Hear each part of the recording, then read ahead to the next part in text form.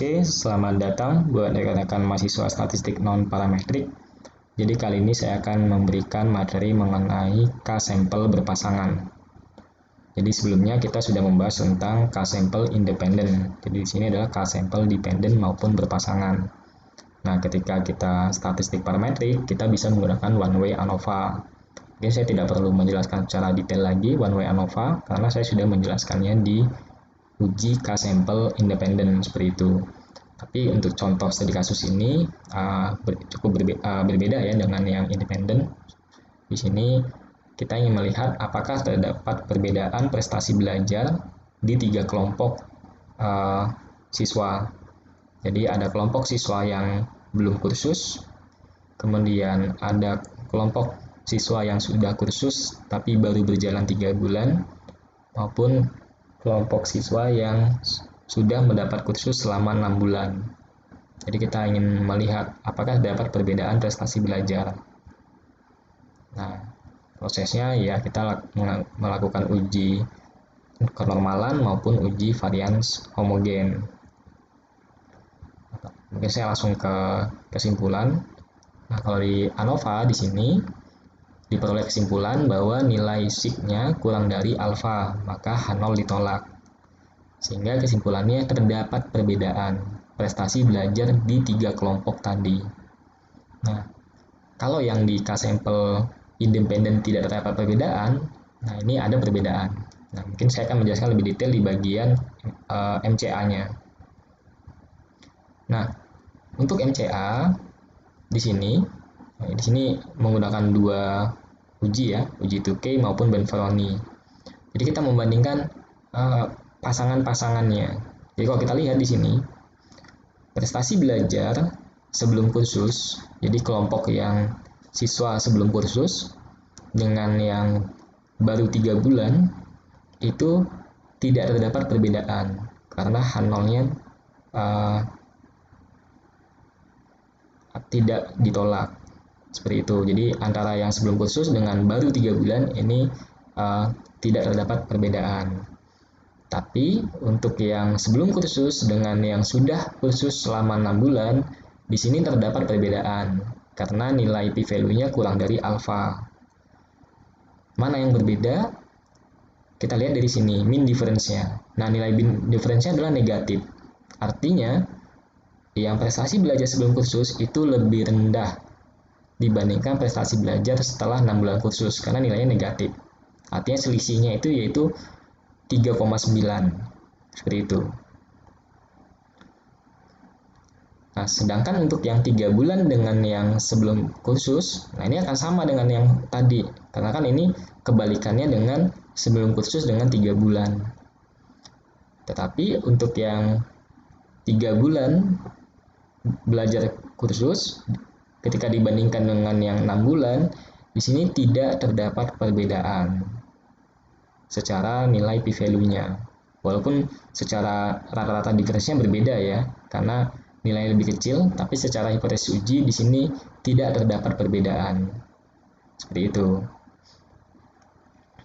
Nah, cara paling mudah bagaimana untuk membaca MCA? Kalian cukup melihat ada tanda bintang. Kalau ada tanda bintang, artinya terdapat perbedaan. Kemudian setelah kalian melihat tanda bintang, lihat pula tanda negatif positifnya. Kalau dia bernilai negatif, artinya yang sebelah kiri ini lebih kecil dibandingkan sebelah kanan. Nah, sama seperti ini. Ini tandanya ada tanda bintang, kemudian positif. Maka yang 6 bulan itu lebih besar dibandingkan sebelum kursus. Seperti itu. Nah, itu cara membaca multiple comparison. Jadi saya ulangi, multiple comparison atau uji pembanding ganda digunakan ketika uji ANOVA-nya H0-nya ditolak ketika terdapat perbedaan. Seperti itu.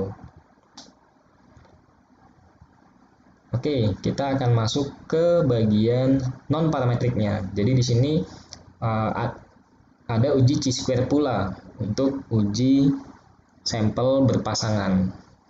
Seperti itu. Nah, di sini sebagai contoh ada 4 fakultas yang akan kita bandingkan. Jadi dosen-dosen di 4 fakultasnya akan kita bandingkan apakah terdapat perbedaan antara angka kredit yang dikumpulkan para dosen di 4 fakultas ini. Jadi kita nanti akan mengumpulkan dosen yang mempunyai angka kredit di bawah 100 maupun yang lebih dari 100, seperti itu. Kemudian kita coba kerjakan dengan chi-square sampel berpasangan. Nah, ini kita menggunakan SPSS misalnya, hampir sama prosesnya seperti yang K sampel independen, tapi nanti ada perbedaan di bagian penentuan ekspektasinya. Kalau secara SPSS-nya sama prosesnya. Jadi kalau kita lihat di sini nilai p-value-nya lebih kecil dibandingkan alfa, maka H0 ditolak. Artinya terjadi perbedaan angka kredit yang dikumpulkan dosen dalam 1 tahun di 4 fakultas tersebut. Nah, kalau kita bisa perhatikan di sini, ya di sini terlihat ya bahwa fakultas Harbiyah di sini ada 14 dosen yang memiliki KUM di atas 100. Sedangkan untuk 3 fakultas lainnya ini setengah dari Tarbiyah ya, seperti itu. Jadi memang kesimpulannya tepat, terdapat perbedaan. Kemudian ini pengerjaan dengan Excel prosesnya, jadi hampir mirip, tapi proses untuk mencari frekuensi harapan atau ekspektasi yang berbeda. Jadi yang pertama kali lakukan adalah mencari jumlahnya dulu, jumlah dosen di Fakultas Harbiyah yang KUM-nya lebih dari 100, ada berapa? Ada 14. Kemudian yang kurang dari atau sama 100 ada berapa? Ada 6. Seperti itu. Itu yang kalian lakukan terlebih dahulu. Kalian cari jumlahnya dulu. Kemudian 26 ini adalah jumlah dosen di 4 fakultas yang memiliki KUM di atas 100. 44 adalah jumlah dosen yang memiliki KUM di bawah atau sama dengan 100. 70 adalah total dosennya. Nah, untuk mencari nilai harapan, di sini kalian bisa melihat prosesnya di sini. Jadi 14 ini akan dibandingkan dengan 26. Jadi 14 dibagi 26, kemudian dikali dengan jumlah dosen di Fakultas Tarbiyah, yaitu 20. Makanya nilainya 7,43. Sedangkan 6 ini, 6 dibandingkan dengan 44. Ya, karena ini bagiannya adalah yang kurang dari 100 adalah 44 secara keseluruhan. Kemudian dikali dengan 20. Jadi di Fakultas Tarbiyah ada 20 dosen, di sini ada 20 dosen yang diambil sebagai responden, dakwah dan usuluddin itu hanya 15. Itu. Jadi kalian bisa lihat prosesnya di sini. Jadi ini 20 adalah jumlah dosennya di masing-masing fakultas. Kemudian ya kita hitung nilai chi-square-nya. Ini nilai chi-square-nya, kemudian kita jumlahkan semua sehingga diperoleh angka 14,818. Nah, di sini sama ya nilainya 14,818. Seperti itu. Kemudian ada lagi uji lainnya, itu uji Cochrane. Nah, uji Cochrane ini digunakan untuk 3 sampel atau lebih yang berpasangan. Tipe datanya adalah dikotomi. Di sini, dikotomi itu cuma punya 2 kemungkinan. Jadi ya tidak, sukses gagal. Di sini disiplin tidak disiplin, perempuan laki-laki, dan lain sebagainya. Jadi artinya hanya mempunyai 2 kemungkinan isiannya. Jadi bukan yang nominal yang lebih dari 2 kemungkinan ya. Ini hanya ada 2 saja. Nah, ini sebagai contohnya, sebagai gambaran. Di sini ada 25 mahasiswa dilatih analisis statistik dengan 3 media. Kemudian akan dibandingkan apakah terdapat perbedaan terhadap 3 media perhitungan ini, seperti itu. Nah, 3 media ini bagaimana? Jadi ada yang menggunakan kalkulator, ada yang menggunakan Excel maupun SPSS. Jadi kita ingin melihat apakah terdapat perbedaan mahasiswa dalam menggunakan media ini. Jadi 25 mahasiswa itu orangnya sama. Jadi ketika menggunakan kalkulator dilihat nanti keberhasilannya bagaimana. Kemudian bila menggunakan Excel itu bagaimana. Kemudian bila menggunakan SPSS itu bagaimana. Jadi cuma ada dua nanti kesimpulannya, berhasil atau tidak. Berhasil itu dalam arti memenuhi kriteria, kemudian kalau tidak berarti tidak memenuhi kriteria yang ditentukan, seperti itu. Jadi sini, 0 tidak terdapat perbedaan keberhasilan. Jadi kesimpulan nanti cuma ada dua dikotomi, berhasil atau tidak, seperti itu. Nah, ini proses untuk analisis SPSS-nya. Nah, di sini datanya seperti ini. Jadi kita melihat dengan kalkulator dari 25 orang itu ternyata di sini orang pertama di sini gagal memenuhi kriteria. Tetapi ketika dia menggunakan Excel dia berhasil. Yang ketiga tidak terlihat ya. Atau kita lihat mahasiswa yang ke-13. Di sini dengan kalkulator dia gagal memenuhi kriteria, atau misalnya kriteria itu adalah diberikan waktu yang sama untuk media kalkulator Excel maupun dengan SPSS, kemudian dilihat mana yang gagal, mana yang berhasil ketika waktunya sudah habis, seperti itu. Nah, kemudian di sini kita aktifkan Cochrane. Nah, kalau kita lihat di sini ada 0 dan 1. Jadi 0 itu artinya gagal dan 1 artinya berhasil. Jadi ada 14 mahasiswa yang berhasil, yang gagal memenuhi kriteria dalam menggunakan media kalkulator, sedangkan ada 11 yang berhasil. Nah, kalau lihat di sini terlihat jelas ya sebenarnya antara menggunakan SPSS di sini malah mahasiswanya berhasil semua. Seperti itu. Tapi kita ingin melihat apakah ada perbedaan antara ketiga ini secara hipotesis uji.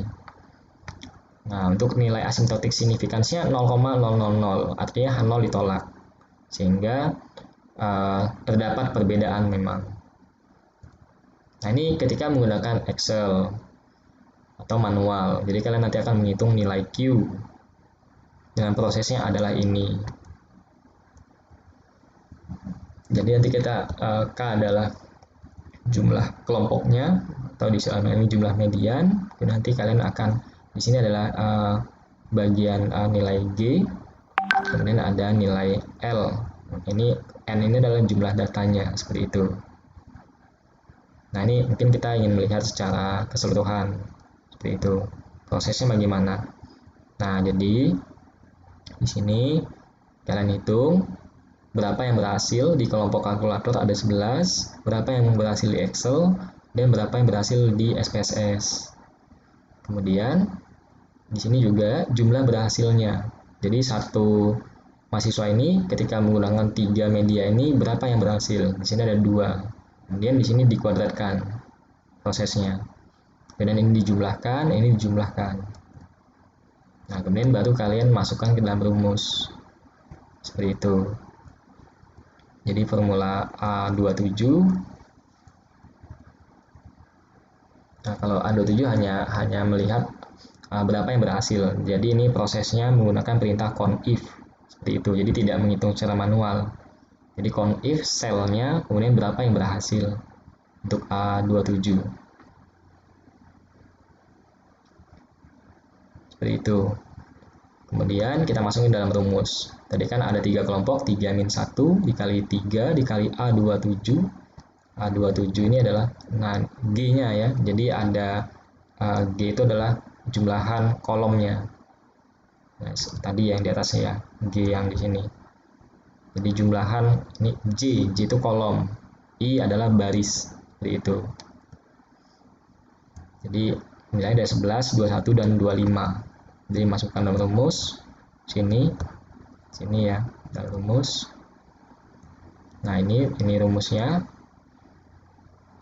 Kemudian ini adalah penyebutnya yang bagian L. Ini ya, 3 dikali jumlahan LI dikurang LI kuadratkan kemudian dijumlahkan. Nah, ini adalah di sini adalah LI yang dikuadratkan. Kemudian dijumlahkan 139. Seperti itu. Sehingga diperoleh nilainya adalah 19,5. Kalau kita lihat dengan SPSS, ya hasilnya juga sama, 19,5. Kemudian ini yang uji yang terkenal di K-sample dependent itu ada uji Friedman. Seperti itu. Ini biasanya digunakan untuk data yang berbentuk ordinal ataupun yang tidak memenuhi asumsi ANOVA. Nah, di sini sebagai contoh, kita ingin melihat gaya kepemimpinan dari staf-staf seperti ini. Jadi dalam tahun pertama, staf-staf ini menggunakan gaya kepemimpinan partisipatif. Kemudian tahun kedua diganti gayanya dengan direktif, dan tahun ketiga dengan suportif. Nah, kita mau lihat apakah terdapat perbedaan atau dalam efektivitas kerja seperti itu dengan ketiga gaya kepemimpinan ini. Ini proses jadi ada sebuah penilaian nanti ya, biasanya menggunakan kuesioner. Kemudian nilai kriteria-kriteria dari kuesioner itu dijumlahkan. Jadi sebagai contoh, ini staf yang pertama ketika menggunakan gaya partisipatif, di sini mendapat nilai 76. Ketika mendapat gaya kepemimpinan yang kedua, di sini mendapat nilai 67. Seperti itu. Jadi ingin dilihat apakah terdapat perbedaan di 3 gaya kepemimpinan ini. Nah, kita masukkan dalam SPSS sini. Kalau di sini terlihat bahwa rata-ratanya untuk yang partisipatif 80,2, direktif 78,06, dan suportif 75,7. Untuk memastikan apakah terdapat perbedaan atau tidak, kita menggunakan uji Friedman test. Nah, di sini terlihat bahwa nilai asymptotic significance-nya di bawah 0,05. Maka terdapat perbedaan gaya kepemimpinan. Seperti itu. Nah, ketika menggunakan Excel, ini prosesnya, rumusnya. Jadi rumusnya adalah ini. Kita akan mencari ranking nanti ya, karena ada RJ. Nah, ini prosesnya, datanya kita lihat semuanya. Kemudian di sini kita ranking situ. Jadi tidak masalah ya rankingnya ini mau dari terbesar ke kecil ataupun kecil ke besar. Tapi dalam hal ini satu ini adalah yang terkecil. Jadi ini 1. Jadi responden pertama atau staf yang pertama ini pada gaya suportif dia ranking pertama, kedua dan ketiga di partisipatif, seperti itu. Rankingnya berdasarkan baris ya, bukan ke bawah. Nah, formulanya ini ranking, kemudian sehingga nanti kalian bisa seret ke bawah dengan mudah. Jadi kalian nggak perlu satu demi satu mengerjakan secara manual. Jadi ini untuk formula D rumusnya ini, formula E rumusnya ini, formula F rumusnya adalah ini. Dan setelah itu baru kita masukkan ke dalam rumus yang ini ya. Jadi ini adalah rankingnya dikuadratkan, kemudian dijumlahkan seperti itu. Ini prosesnya. Nah, ini rumus yang pertama 12 dibagi banyaknya data dikali dengan banyaknya kelompok. Nah, maka rumusnya adalah ini 12 dibagi 30 kali 3 dikali 3/1. Kemudian adalah jadi prosesnya di sini ada jumlahannya seperti ini. Ini ya jumlahannya. Nah, di sini adalah dikuadratkan. Jadi ini adalah rankingnya. Ranking 72 dikuadratkan ditambah E32 kuadratkan ditambah dengan F32 dikuadratkan untuk mendapatkan nilai ini bagian sini. Kemudian baru 3N K+1. Kemudian baru disatukan menjadi 7,8 seperti itu. Nah, hasilnya sama dengan SPSS, nilainya 7,8 secara SPSS maupun secara manual. Nah, mungkin seperti itu dari saya mengenai uji non-parametrik K-sampel dependent atau berpasangan. Terima kasih.